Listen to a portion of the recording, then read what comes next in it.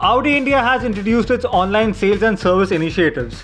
Prospective customers can now book an Audi online, while existing customers can book their scheduled services online with an option of doorstep pickup and drop. Furthermore, the car maker has incorporated interactive tools like augmented reality and a 360-degree product visualizer to improve the user experience.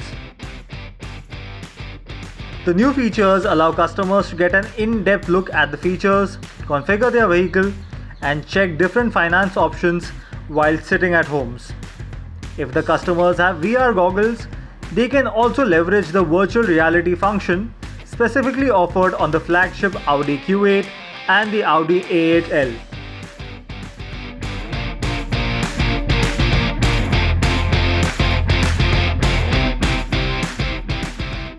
Škoda Auto has released a teaser of its upcoming electric SUV, the Enyaq, based on the MEB platform. It measures 4,648mm in length, 1,877mm in width, and is 1,618mm tall. Just to give an idea, it is marginally smaller than the Škoda Kodiaq that is sold in India. Škoda also claims that the SUV will also be more spacious on the inside as the battery pack will be integrated in the floor. Škoda says that the customers will have an option to choose from different interior concepts, and for the first time it will be using sustainable materials like leather tanned with olive extract to finish the interiors. The Škoda Enyaq will be offered in both rear-wheel drive and all-wheel drive variants with 3 different battery capacities and 5 performance specs. The base version will be equipped with a 55 kWh battery pack and a 109 kW electric motor. This version will have a range of 340 km on a single charge.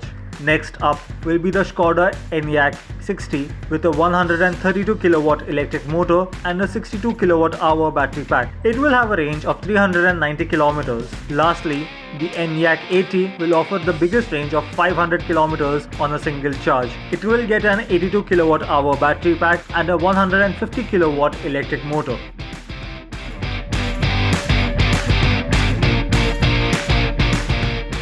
Nissan has silently removed the Nissan Micra, Micra Active and Sunny from its official website in India. Currently, the BS6 compliant Kicks SUV and the GT-R are the only 2 cars listed on the company's website. The car maker has discontinued these cars because they were not going to make the BS6 transition. A spokesperson from Nissan India has confirmed this development. Poor sales and high investment to comply with the BS6 emission norms are likely to be the reasons for these cars to be discontinued in the Indian market. Nissan entered the Indian market by launching the Micra, and just a year later, it also introduced the Sunny, which was based on the Micra. Both the cars have undergone several changes in terms of looks, but there is no new generation of the car planned coming to India anytime soon. Instead, Nissan is planning to bring the Magnite subcompact SUV later this year.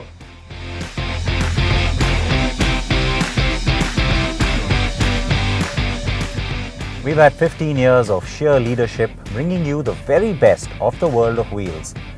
If you like the best, subscribe to our channel.